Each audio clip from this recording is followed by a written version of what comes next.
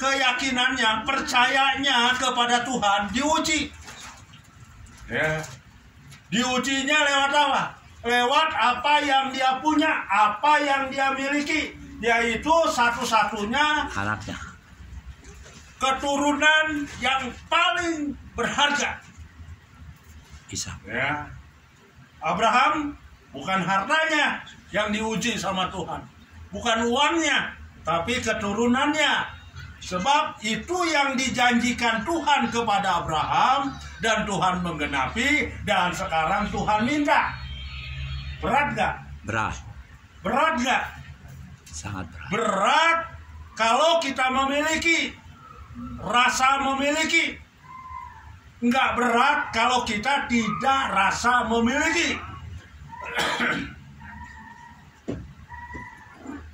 Ya, kalau orang punya rasa memiliki, untuk menyerahkannya berat gak? Berat. Tapi kalau dia sekalipun memiliki, tapi dia nggak rasa memiliki, mudah nggak untuk menyerahkannya? Mudah. Tergantung hati kita. Makanya Abraham diuji. Satu-satunya keturunan yang paling berharga, yaitu Ishak. Kita baca ayat yang ke-10. 1, 2, 3, baca sama-sama. Sesudah itu Abraham mengulurkan tangannya, lalu mengambil pisau untuk menyembelih anaknya. Terus. Tetapi berserulah malaikat Tuhan dari langit kepadanya. Ya. Abraham, Abraham, sahutnya. Ya Tuhan. Terus. Lalu ia berfirman, jangan bunuh anak itu dan Ya. jangan kau apa-apakan dia. Ya, terus. Sebab telah kuketahui sekarang bahwa engkau takut akan Allah, Ya. dan engkau tidak segan-segan untuk menyerahkan anakmu yang tunggal kepadaku. Lalu Abraham menoleh dan melihat seekor domba jantan di belakangnya yang tanduknya tersangkut dalam belukar. Ya. Abraham mengambil domba itu lalu mengorbankannya sebagai korban bakaran pengganti anaknya. Dan Abraham menamai tempat itu Tuhan menyediakan. Camkan ya, Tuhan menyediakan. Lanjut. Sebab itu sampai sekarang dikatakan orang, di atas gunung Tuhan akan disediakan. Ya, terus. Untuk kedua kalinya berserulah malaikat Tuhan dari langit kepada Abraham. Katanya, Ya. aku bersumpah demi diriku sendiri, demikianlah firman Tuhan, karena engkau telah berbuat demikian, dan engkau tidak segan-segan untuk menyerahkan anakmu yang tunggal kepadaku. Terus. Maka aku akan memberkati engkau. Akibatnya, maka aku akan memberkati engkau berlimpah-limpah, dan terus membuat keturunanmu sangat banyak seperti bintang di langit dan pasir di laut. Amin. Amin. Oleh keturunan itu akan menjadi kota-kota untuknya. Iya. Ayat 15 terakhir. Ya, boleh baca satu lagi. Oleh keturunanmu lah semua bangsa di bumi akan mendapat berkat. Wah, itu generasi berikutnya. Jadi kalau Tuhan memberkati dari generasi ke generasi. Kalau ayat 18 itu bicara wah, masa depan yang sampai kepada generasi anak cucu itu kalau ayat 18. Tapi kita nggak akan lihat akibatnya. Kita mau lihat prosesnya. Prosesnya bagaimana Abraham diberkati oleh Tuhan. Dia tidak segan-segan untuk menyerahkan anaknya. Jadi apa yang dipersembahkan oleh Abraham kepada Tuhan, itu yang diberkati oleh Tuhan. Abraham mempersembahkan apa kepada Tuhan? Keturunan kan? Seorang anak. Maka yang diberkati oleh Tuhan keturunannya. Jadi apa yang dipersembahkan oleh kita kepada Tuhan, itu yang diberkati oleh Tuhan. Sekarang saudara mau mempersembahkan apa? Kalau hidup kita ingin diberkati oleh Tuhan, harus ada sesuatu yang kita bisa persembahkan kepada Tuhan. Kalau kita mempersembahkan sesuatu kepada Tuhan, pasti Tuhan akan berkati. Percaya kepada firman Tuhan. Semua orang tahu ayat ini. Semua orang tahu ayat ini. Tapi ketika orang mau mempersembahkan sesuatu kepada Tuhan, mikir dulu. Kenapa, saudaraku? Karena ada rasa sayang. Ada rasa memiliki yang saya katakan tadi. Ada rasa memiliki. Itulah yang membuat orang tidak berani untuk mempersembahkan sesuatu kepada Tuhan. Ketika Abraham mempersembahkan anaknya kepada Tuhan, udah mau disembelih. Mungkin, ini perkiraan saya loh. Mungkin, kalau pada zaman dahulu mempersembahkan korban itu kan lewat hewan, binatang piaraan, dipersembelih, kemudian disembelih di atas korban, dibakar, entah diapain, pokoknya dipersembahkan. Bayangkan disembelih. Nah, kalau sekarang anaknya disembelih, waduh, nggak masuk bakal kan? Wah, kalau orang sekarang yang peka dengan roh, mungkin berkata, wah ini suara setan bukan suara Tuhan. Bisa aja begitu kan? Berilah. Wah, ini mah bukan suara Tuhan, ini mah suara setan. Aku punya uang 1.000. Tuhan bilang suruh beri. Wah, ini mah bukan suara Tuhan. Suara apa? Suara setan. Padahal soal memberi itu nggak ada urusan dengan suara setan. Ketika orang meminta, firman-Nya apa? Beri. Ketika orang menampar pipi kananmu, maka firman-Nya bilang apa? Berilah. Beri. Ketika orang minta pakaianmu, firman-Nya bilang apa? Beri. Ya kan? Ketika orang menyakiti kamu, firman-Nya bilang apa? Ampuni. Beri. Ya sama, mengampuni itu beri. Ya kan? Berilah pengampunan. Nah, persoalannya kenapa orang nggak bisa memberi?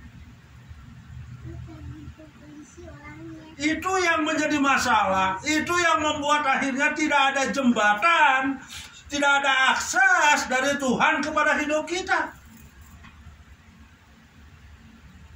Kalau kita bisa memberi, maka kita membuat jembatan supaya Tuhan memberkati hidup kita. Ada jembatan. Ada jembatan. Dan jembatan itu adalah menjadi saluran berkat untuk hidup kita. Amin. Amin. Amin. Amin. Di sini di tengah ada jurang. Di sini ada apa namanya?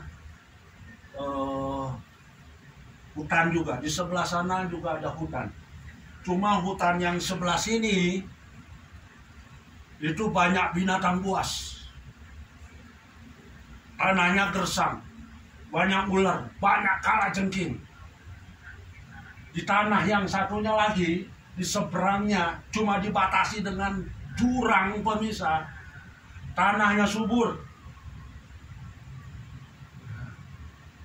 Orang pilih mana? Yang subur. Tanah yang subur kan. Tapi bagaimana untuk sampai ke sana? Dia harus bikin apa? Jembatan. Kalau tidak ada jembatan, orang nggak akan pindah sampai ke sana. Nah, jembatan itu adalah memberi, saudaraku. Sebab ketika seseorang memberi, maka orang itu akan keluar dari kemiskinan. Sebab memberi itu mematahkan kemiskinan dalam hidup kita. Selama orang tidak memberi, selama itu orang itu akan hidup dalam kemiskinan. Kalau kita mau keluar dari kemiskinan, kita harus memberi. Kalau kita mau keluar dari penderitaan, entah itu penderitaan sakit hati, entah itu penderitaan karena tidak bisa mengampuni, dia harus keluar untuk memberi pengampunan, untuk menerima kenyataan hidup, untuk bersyukur. Jadi saya bukan hanya sebatas berbicara soal uang saja. Ketika orang memberi, maka hatinya menjadi lega. Ketika orang memberi pengampunan, hatinya lega nggak? Lega. Lega. Ketika orang memberi uang, hatinya lega nggak? Lega. Kalau nggak lega, itu masalah di dalam diri kita, ada trouble. Enggak, saudaraku. Ketika saudara memberi apapun, itu akan terjadi kelegaan di dalam jiwa kita. Halo? Ya. Mau diberkati seperti Abraham? Mau. Jalannya cuma satu. Memberi. Apa yang kita beri, itu yang diberkati oleh Tuhan. Tidak ada pemberian, tidak ada berkat. Kalau kata siapa? Almarhum Pendeta Yakob Nahwe katanya. Tidak ada doa, tidak ada apa? Berkat. Sedikit doa, sedikit berkat. Banyak berdoa, katanya banyak berkat. Sama dengan konteks memberi juga sama. Sedikit memberi, sedikit berkat. Banyak memberi, banyak berkat.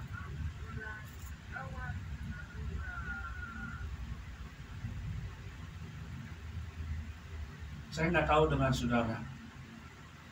Ya. Sebetulnya Tuhan tuh punya maksud. Ya. Kalau Tuhan minta keturunan dari Abraham, Tuhan kan udah tahu apa yang akan terjadi di hari esok.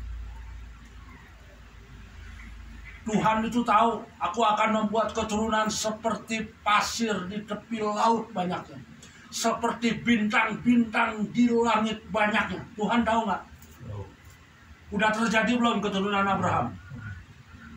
Udah terjadi belum? Belum. Keturunannya cuma satu, Ishak doang. Sekarang saya mau tanya, mungkinkah keturunan Abraham seperti bintang-bintang di langit banyaknya? Mungkin nggak? Mungkin. Kalau menurut logika, nggak mungkin. Tidak mungkin. Tapi karena keyakinan Abraham, dia percaya itu mungkin. Itulah sebabnya dia berani mengorbankan apa yang dia punya, satu-satunya, yaitu keturunan Ishak. Dia korbankan.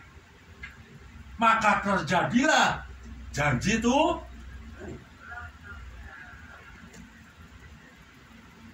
Bukan itu saja Tuhan bilang. Di atas gunung Tuhan menyediakan. Apa artinya?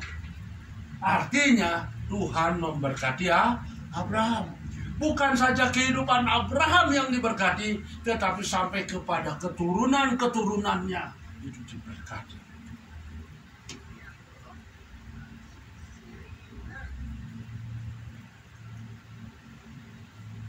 Saya mau tanya sama saudara. Memberi susah atau gampang? Susah, Pak. Hah? Susah. Kalau nggak ada susah lah enggak. Ya kalau nggak ada ya apa yang kita mau beri. Tapi kalau kita punya 10.000 kita bilang nggak ada kan nggak mungkin ya. Kalau nggak ada, istilah nggak ada ya memang tidak ada. Tidak ada. Coba kita baca satu ayat. Nah, sekarang kita lihat.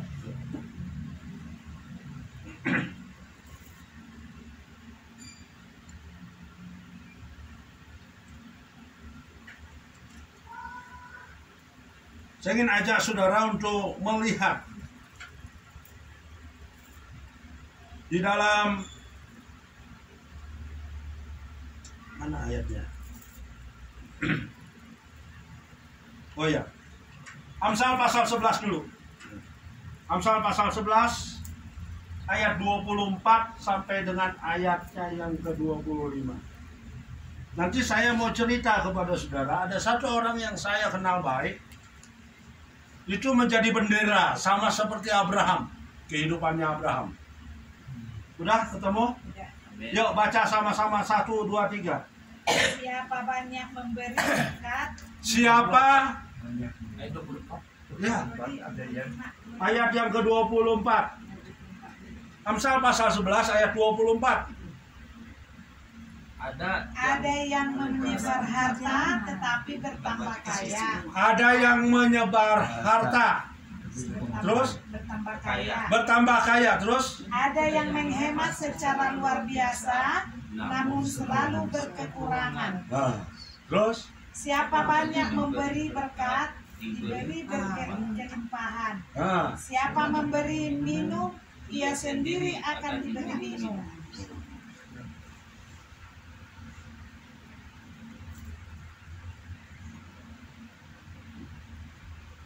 ada yang menyebar harta, tetapi makin miskin.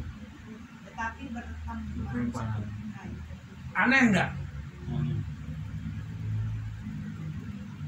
Kalau hukum filsafat dunia lah, ya, berbeda dengan firman Tuhan. Pengertian firman Tuhan itu berbeda sekali. Kalau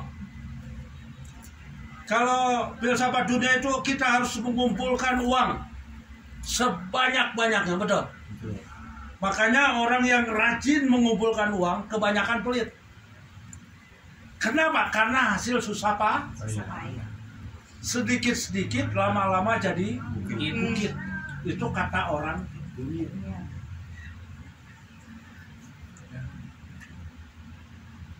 Saudara pernah nggak mau beli sepeda motor ngumpulin duit sedikit?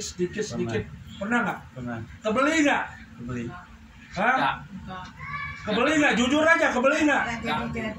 Nggak jadi, nggak kebeli kalau kita mau jujur. Enggak kebeli. Jadi nyicil. Nggak kebeli. Kalau nyicil ya oke lah. Ya kan? Kalau nyicil kan ada sarananya. Kalau ngeridit gitu ada sarannya. Tapi kalau sengaja kita punya uang cash, kita mau ngumpulin sendiri, maka istilah itu sedikit-sedikit lama-lama jadi bukit, itu bohong. Benar. Saya hidup ini sekarang umur saya ini 60 tahun. Selama 60 tahun saya ngalami yang namanya ngumpulin duit. Mau beli sesuatu nggak pernah jadi. Untungnya kepake sama keperluan lain. Boro-boro kita mau beli rumah, betul? Iya benar. Rumah kan nilainya berapa? Nggak pernah kesampaian.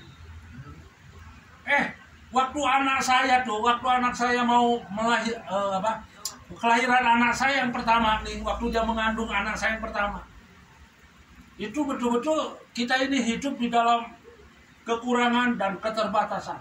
Betul.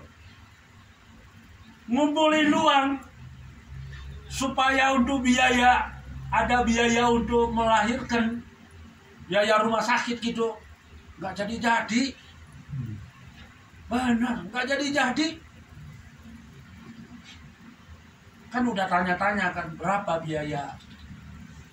Kalau lahir normal sekian ratus ribu.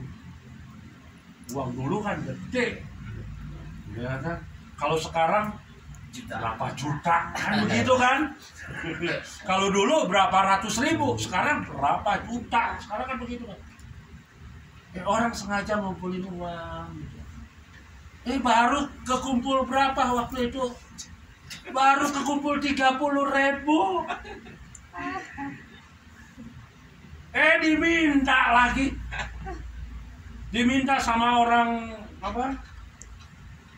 Saya kan melayani orang buta. Karitas. Ya.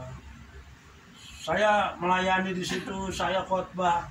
Ada satu orang bilang, Pak tolongin dong beliin saya tape recorder. Balas ya.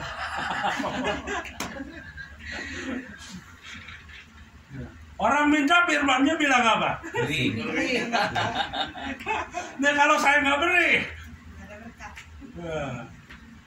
saya sih nggak mikir masalah nggak ada berkat. Saya cuma mikir, aduh ada sih uang, tapi uang saya ngumpulin buat biaya persalinan.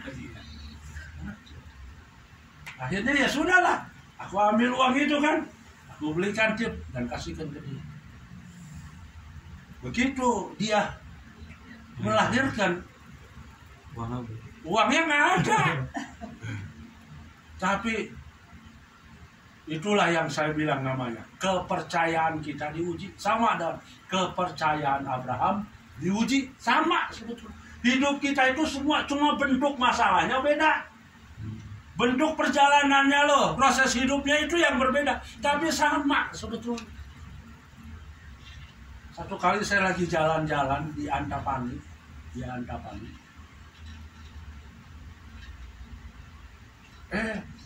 teman saya dia lihat saya juga lihat dia. Saya nggak tahu teman saya ini tinggal di sini, saya nggak tahu, teman persekutuan maksudnya. Dia lihat saya pun lihat dia. Dia bilang, loh kok bapak tinggal sini? Loh kamu di sini ngapain? Kemudian diundanglah saya masuk, saya ngobrol. Waktu saya ngobrol dengan dia, ya kita sharing firman. Begitu saya sharing firman sama dia, saya bagiin ayat ini. Ya malum kan kalau yang namanya hamba Tuhan kan, yang dibagiin apa? Firman. Nggak punya duit, yang dibagiin apa? Firman. Ya kan? Hamba Tuhan itu modalnya cuma firman. Benar nggak? Bu, ibu pelayanan ke Medan, modalnya apa, Bu? Firman. Memang ada firman kan, Pak. Apalagi disertai dengan kuasa kan? Amin. Modalnya cuma itu. Kita ini modalnya cuma itu. Betul nggak, Mati? Ya, kita harus jujur. Ya kan? Saya mau cerita apa lagi? Kesaksian belum ada. Ya, yang ada firman. Ya bagi firman kan begitu. Begitu saya bagi firman ini, oh begitu ya katanya. Begitu saya mau pulang, dia masuk kamar, tunggu sebentar, jangan dulu pulang Pak. Dia masuk, dia keluar, dia bawa satu amplop. Dia bilang apa? Pak, saya sudah dengar firman. Kepercayaan Abraham diuji. Nah ini saya bilang, uang ini uang simpanan juga, dia bilang. Untuk saya bayar utang. Sekarang saya mau persembahkan kepada Tuhan. Nah, loh. Sekarang saya yang bingung. Tapi dalam hati seneng juga kan.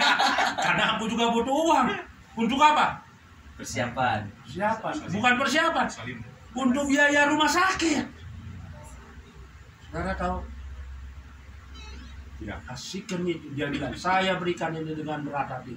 Dengan mencucurkan air mata. Dia ngomong. Kalau saya diberkati, betul. Kalau saya diberkati, aduh janganlah Pak kalau gitu. Udah aja Pak, buat Bapak. Kan saya punya hati nurani. Tapi karena saya butuh juga saya terima. Sekalipun dia ngomong dengan berat hati.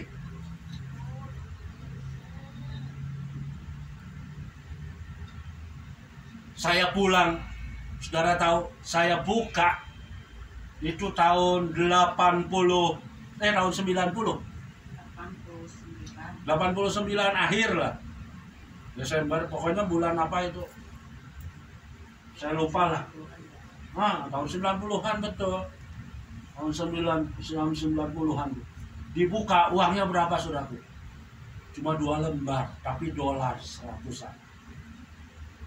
Lebih dari cukup untuk bayar Persalinan. Sengaja ngumpulin uang, susah. Benar. Kalau Tuhan memberkati kita, cuma masalah waktu. Cuma masalah waktu aja saya bilang. Kalau Tuhan memberkati kita, biar mahal tetap kebeli. Mending mana? Mahal kebeli, murah nggak kebeli. Mahal kebeli. Mahal kebeli. Murah. Ada orang jual nih mobil murah tapi nggak kebeli. Gak ada duitnya. Nggak ada duitnya. Ada orang jual Avanza nih, misalnya Mati tuh jual mobil Avanza. Pasaran berapa? 100 juta. Dijual 10 juta nih Pak, 10 juta. Nggak ada duit, bisa kebeli nggak? Enggak. Ya 10 juta biar murah juga nggak akan kebeli.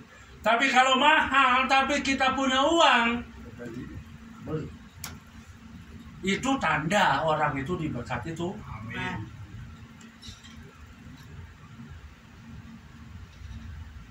Betul.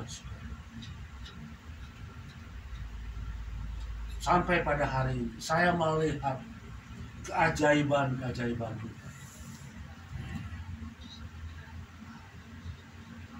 Orang jual tanah, saya nawar segitu.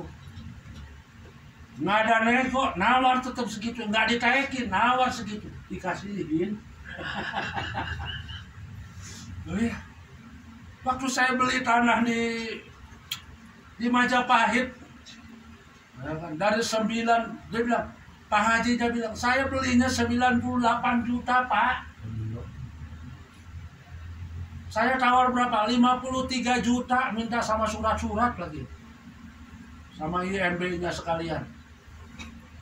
Saya nawar 53, aduh Pak itu 3 tahun yang lalu Pak. Ya saya bilang, ya saya sih iseng aja, nawar 53. Itu pun uangnya nggak ada. Tapi dia nanggapinya serius, si Pak Haji ini. Dia nanggapi serius.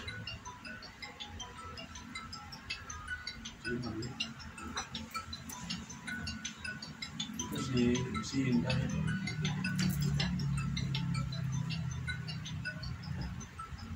Tapi dia nanggapinya serius, saudara. Jadi saya pikir, saya padahal bercanda. Nawar 53 juta. Dia hubungi saya berkali-kali. Halo Pak, naikin lagi Pak, naikin lagi. Saya butuh uang Pak. Enggak, saya bilang. Itu pun saya bercanda. 53 kalau dikasih. Saudara tahu apa yang terjadi? Beneran 50. Ya udah Pak, Bapak ambil aja lah. Sekarang yang bingung siapa? Saya nggak ada uang. Gak ada uangnya. Belum ada uang. Tapi saya bilang benar. Akhirnya Tuhan buka jalan. Ya, ada teman saya bilang, ini saya ada uang 10 juta. Lah 10 juta saya bilang. Saya ada uang 10 juta, ya 20 juta. Ya udah 20 juta dulu. Tapi akhirnya genap, selesai. Saya bayar 40 juta dulu, sisanya belakangan. Jadi bukan masalah sebetulnya, ya, harga itu naik, orang pada demo. Orang pada demo itu menunjukkan bahwa kita ini orang yang tidak percaya bahwa Tuhan itu sanggup memberkati hidup kita. Amin.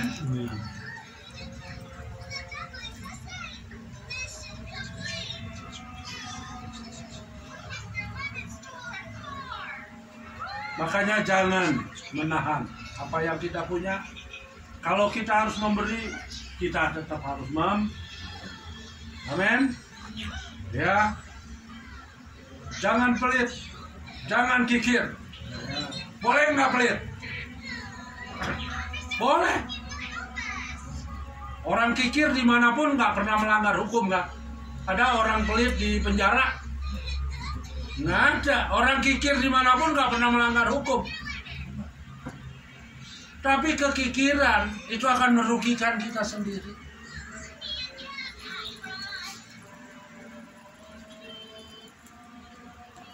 Saya punya kakak. Saya nggak tahu. Saya punya kakak saya ini, aduh. Di mobil saya tuh kan nggak ada uang apa 500 perakan waktu itu, nggak ada uang 500 perakan. Yang ada uang 1000 perakan. Pas kita pergi ke satu tempat, dia bawa mobil. Ada Pak Oka. Ada Pak Oka kan yang suka minta uang itu, yang suka parkirin itu. Dikasih sama kakak saya pakai uang 1000-an. Kakak saya bilang begini, pulangan 1000, pulangan 500. Ngasih 1000 masih minta kembalian 500. Aduh, saya bilang, udahlah, kenapa mesti minta kembalian lagi 500 perak?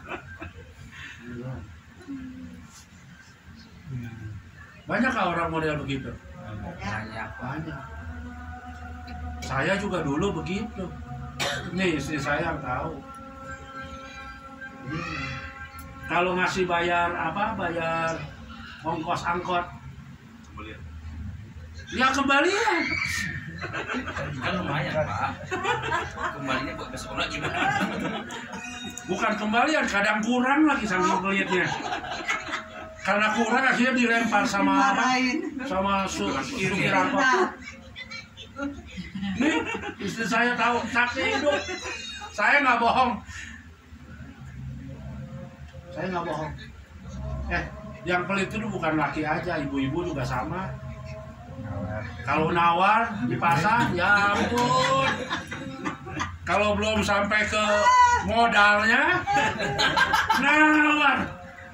Beli kangkung masak 3.000, udah ditawar 1.000, 2.000 udah dah, 500 aja, 2.500. Gara-gara 500 nawar nggak masuk surga.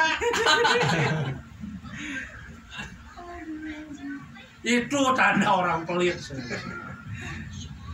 Orang yang suka memberi, udahlah cincai kata orang Cina. Cincai lah. Cincai itu apa sih? Ya udahlah, nggak apa-apa.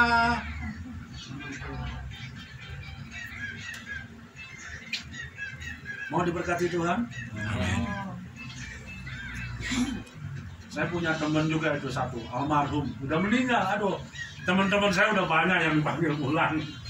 Ya kadang saya udah nggak ada teman benar sekarang. Ya, teman saya kemarin juga barusan dari Jakarta udah dipanggil pulang. Ya aduh. Sebelum dipanggil pulang tuh pamit dulu lagi sama saya. Ini Abraham itu masih muda sudah banyak. Aduh, mau meninggal pamit dulu. Aduh.